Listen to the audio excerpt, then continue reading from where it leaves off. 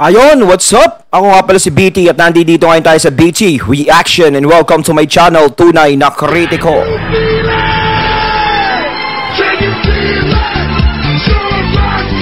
At meron po tayong panonooring video ngayon. Ito po ay nagbula kay News Files. Sa mga hindi pa po nakakabisita sa channel ni News Files, bisita na po kayo mga katunay. At kung hindi pa kayo nakakapag-subscribe, subscribe na din po kayo mga katunay kay News Files. At syempre, huwag nyo rin po sana kalimutan na mag-subscribe dito sa channel ko sa Tunay na Kritiko sa mga hindi pa nakakapag-subscribe. And click the notification bell para maging updated po kayo sa mga reaction videos na aking ilalabas.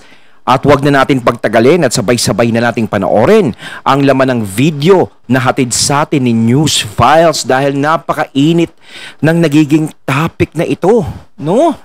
Yung tungkol sa mga issues kay PBBM, kay VP Sara, ngayon kay Vic Rodriguez, marami ang na-open ngayon mga katunay. Pag-usapan natin yung nangyayaring to dito. Bigyan natin ng reaksyon. Pasok! Si Bongbong Marcos ay nagpa-test ulit noong isang araw dahil nga para maging inclusive na hindi lamang ipakita na negative siya sa shabu, kundi pati dito sa mainit na pinag-uusapan na cocaine. So lahat yan, yung tatlong illegal substance na yan, prohibited substance na yan, ay nag-negative ang resulta. Never worked! So ito yung yung ibinabato kay PBBM, yung mga mabibigat na paratang sa kanya na siya ay gumagamit nga nun. At ito nga hinayag ni Attorney Vic, no? Di ko alam kung dati itong salita niya o yung ngayon. So, syempre, papanoorin natin na negative naman si PBBM about sa mga issues na ibinabato sa kanya. So, ituloy natin ito. Palalim ng palalim talaga eh. Diba kay Vice President Sara Duterte ngayon is papunta ngayon kay PBBM. Grabe. No, parang gustong matanggal yung dalawa eh. Nako, kung magkataon na yung dalawa mawala sa pwesto.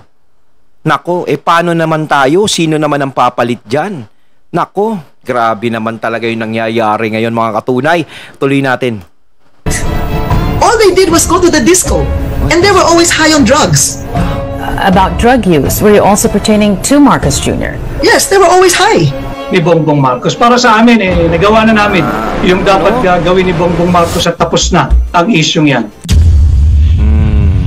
Negative ang resulta ng drug test sa cocaine issue ni President Bongbong Marcos. Batay sa dokumento na inilabas noon ni Attorney Vic Rodriguez, ang pagsusuri ay ginawa sa St. Luke's Medical Center sa BGC. Pero ang nakapagtataka kung negative sa paggamit ng cocaine si President Bongbong Marcos, totoo kaya ang aligasyon ni President Duterte at Maharlika? Sino kaya sa kanila ang nagsisinungaling? Ano sa palagay nyo mga kababayan? Ngunit ayon sa Ayun mga katunay sino kaya ang nagsasabi ng totoo? Kasi may binitawan din si FPRRD. Dito nagiging balanse tayo dahil nagbibigay lang naman tayo ng reaksyon sa mga nadidinig natin dito, no?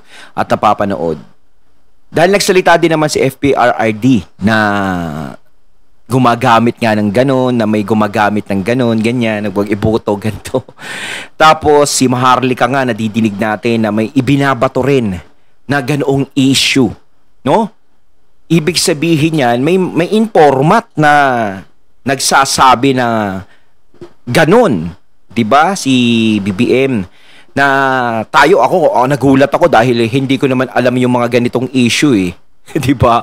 Kumbaga nadidinig natin, napapanood ko yung mga pulburon-pulburon issue na 'yan.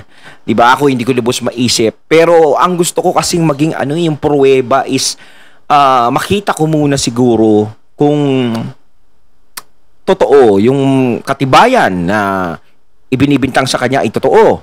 No? Kung mayroon ba silang video na ilalabas, dahil nga sinasabi nila may video daw na ilalabas. So hindi naman tayo agad-agad maniniwala kung sa mga hearsay maaring may naninira, maaring ganito, ganyan, na ipinaparating yung informasyon na ganito. Hindi ko naman sinasabing naninira sila Maharlika, ganito. Baka mamaya merong nagbato ng informasyon kila Maharlika na maling informasyon, o kaya gusto lang palawakin yung problema dahil alam nga na medyo merong di pagkakaunawaan si PBBM or si F. Elisa pati si Maharlika, no? Hindi natin alam. So, si FPRRD naman sa salita niya na ganto, ganyan, na may gumagamit ng ganito, is alam naman natin si VP Sara at si PBBM ay magkaibigan. Pero sa kabila nun, kung si BBM ba ay tinutukoy ni FPRRD, bakit nagharap naman sila ng maayos, 'di ba? Nung eleksyon. Yeah, maayos naman ang pagharap. Di natin alam kung galit ba si FPRRD kay PBBM, may sama ba siya ng loob or hindi totoo yung pagharap nila sa isa't isa. Maraming maraming katanungan na namumuo. Kasi yan ano ba naman pulburon kasi. Bio ng ANC kay dating Senador Nicky Cositing patungkol sa mainit na balita ngayon na ito daw si President Bongbong Marcos ay merong video di umano na kumakalat na sumisinghot ng puting pulburon. Hindi lang isa, hindi lang dalawa, dahil ayon pa kay Jason Sa na ayaw na daw niyang makita muli ang video na yon. Ang tinutukoy niya ay ang pulboronic video di umano ni President Bongbong Marcos. So ang ibig sabihin, nakita ni Jason Sa yung video na yon kasi ayaw niya nang makita bakit hindi nila ipakita? 'Di ba? Pero pag pinakita yan, laking problema niyan. Paano sasagutin ni BBM yan?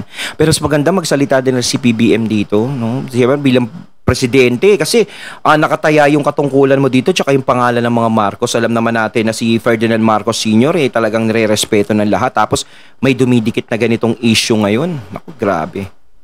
Sa isang interview ni dating Senadora na si Madam Nicky Cositing, hindi daw nagtatrabaho si Presidente Bongbong Marcos noon. Palaging nasa disco at lagi daw itong sabog, oh my goodness. Samantala, former President Rodrigo Duterte at Atty. Vic Rodriguez nagkita pala sa Hong Kong. Ano kaya ang pinag-usapan nila ni Duterte at ni Atty. Vic? May balita din na si Atty. Vic Rodriguez daw ang may hawak ng pulburo na video ni President Bongbong Marcos. Ayon kay Bagong Lipunan, nakakaawa daw si Atty. Vic. Kita nyo naman kung paano niya sinuportahan ang Pangulo. Pero ang tanong, bakit pinagkaisahan si Atty. Vic? Bigla siya nawala kung ikaw ay balakid sa mga masasamang tao, italagang tatanggalin kanila, sisiraan kanila, siniraan nila si Atty. Vic. Hindi na niya nakayanan, kaya nag-resign na lang siya. At ito pa ang nakakagulat. Kasi nakita ko yan lahat ng mga solid na kasama ni PBBM,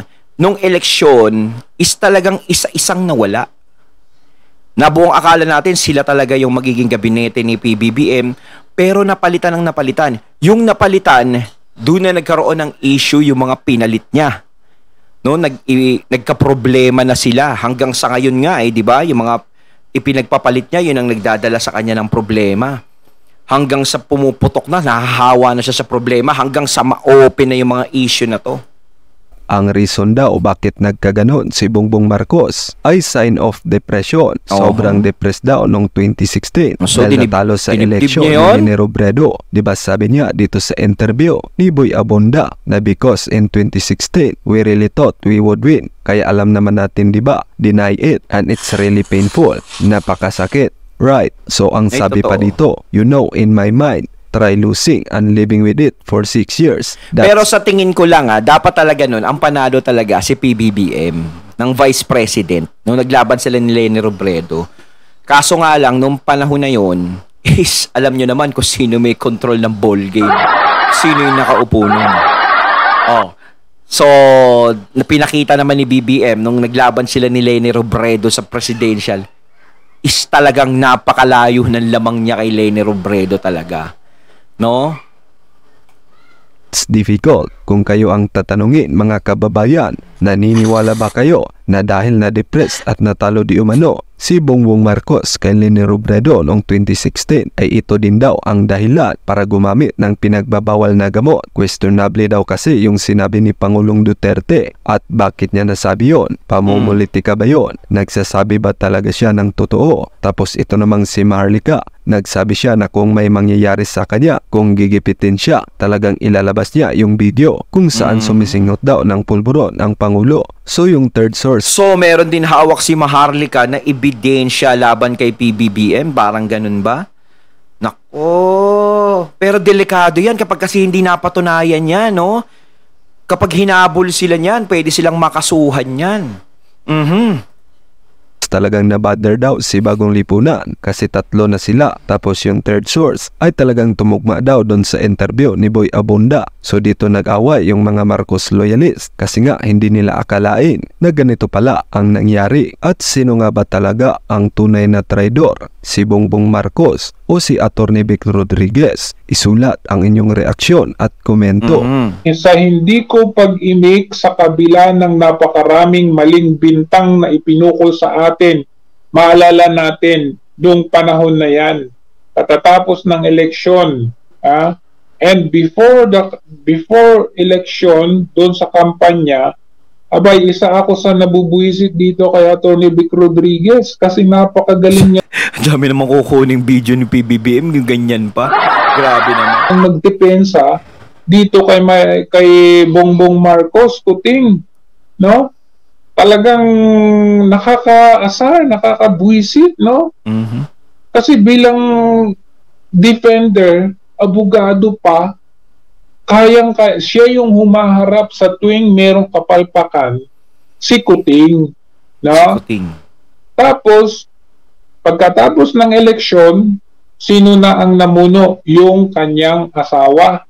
So, tinanggal si Atty. Vic Rodriguez ng walang kamalay-malay at hindi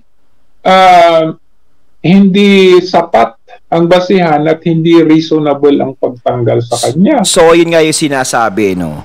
Na simula lang nanalo si PBBM ng presidente, maraming nagsasabi na parang si F.L. Lisa na yung kumokontrol kay PBBM, no, sa pagpapatakbo ng gabinete niya, ng administrasyon niya, kung sino-sino yung dapat iligay. Parang nadidiktahan siya, ganun. Totoo ba yun? Ang daming naging issues na nangyayari ngayon sa kanila. Mula kay VP Sara hanggang sa ni PBBM. Pero alam nyo kung kanino nagiging credits lahat yan. Lahat ng mga nangyayari na yan. Sino ang mga natutuwa dyan?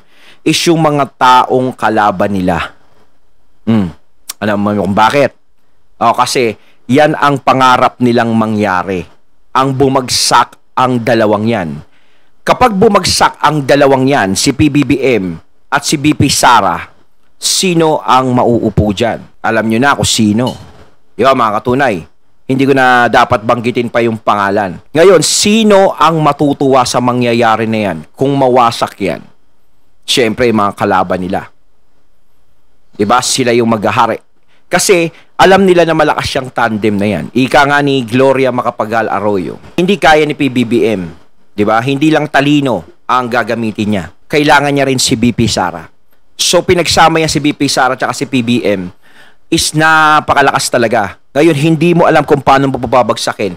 So, nakakagawa sila ng paraan kung paano nila ngayon pababagsakin yung dalawa. Ginagapang yung isa, ngayon paggapang na kay BBM ang nangyayari. So, kung sila'y magtatagumpay, di hayahay sila. Alam mo na kung sino ang mamumuno na naman. Kung sino na naman yung magsisiga-sigaan na naman. Kung sino na naman yung hahawak ng bansa natin. Kaya tayo mga mamamayan, dapat tayo maging mapagmatsyag o marunong tayong makiramdam. Pero kung ganito na yung mangyayari is, naku, malaking gulo to. Panahon ang kusang naglalabas kasi nanahimik siya nun ng katotohanan at nagtutuwid sa mga mapanirang bintang na ginamit upang ako ay pilit na wasakin. At ang una nilang ginawang attack dog ay si Thinking Pinoy, kung saan siya yung pinag-aaral ngayon sa UK, sa London. Hindi man tayo personal na magkakilala, kunin ko na ang pagkakataong ito na magpasalamat sa mga vloggers na sina Maharlika at saka si Stas, andyan si Stas, si Pebbles, si Roy, sa pagtuwid sa maraming kamalian at sa kasinungalingan na pilit ipinapakalat upang sirain ang aking pagkatao, karakter, integridad. Ang katotohanan kailanman ay hindi may wawaksi ng kasinungalingan at kasamaan. Meron nga ngayon post ni Atty. Vic dito, ayan si October 11, full and transparent audit now, sabi niya, di ba? So, ang tanong natin, Attorney Vic, bakit mo sinishare yung kay PRRD? Di ba kay Marcos ka?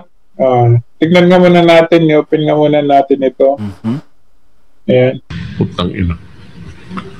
Kayo ang maraming alam mo, pag mag-liquidate ka, ano yung masking? Mag-liquidation tayo and you will find out what is the most rotten Ako, yun yung bulok. institution dito. You will find out it's Congress. Diyan nagsimula na yun. Walang limit ang ano nila dyan. Yung pork barrel, pati yan si Romualdez. He's wallowing.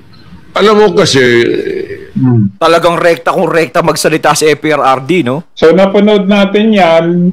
And as you can see dito sa caption ni Attorney Vic, sabi niya, full and transparent audit now. Kasama ako sa pagtindig ni dating Pangulong Duterte at panawagan sa lahat ng Pilipino na kalampagin ang Commission on Audit.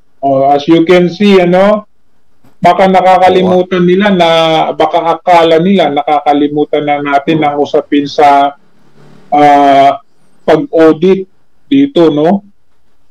Ayan na magsagawa ng isang buo, patas, bukas, at makatotohanang audit kung paano ginastos na ang pera na nagmula sa kaban ng ating bansa.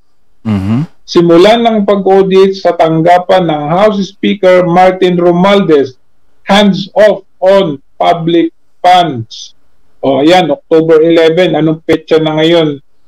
Kasalukuyan po tayong nagse-celebrate ng bagong taon, magbabagong taon, wala pa rin nangyari, ano? So ito po ay shared ni Attorney Vic Rodriguez. ayoko. Bakit kaya, di ba? So, ayan, meron siyang message. Pero dito, gusto kong ipakita rin ito. Yung sinabi niya, ito. Meron siyang pasasalamat dito. Sabi niya, pagtuwid sa kamalian. So, ayan ho. Nung nakita natin, makita ninyo na sa panahon ngayon, unti-unti nang nagsasalita. Nakita niyo, it started with, baga unti-unti na. Like, for example, Attorney Glenn Chong na dati ay tahimik, ngayon ay nagsasalita na. So, it's a good thing na we have this, no? At least kahit papano, ngayon ay unti-unti na rin tayong nagsasama sa laban na ito. Ayun, natating nato ngayon ang video na nagmula kay News Files at syempre credits doon kay Sir na napanood natin yung nagsasalita na yon, no? So, ayan mga katunay, ang lalim na itong mga nangyayari ngayon sa atin, no? Ang hirap talaga paniwalaan yung mga bagay na lumalabas na ganyan. Kalito! Kaya mga katunay na masasabi nyo tungkol dito, comment lang po kayo sa comment box. So once again, I'm BT and I'm out. Peace!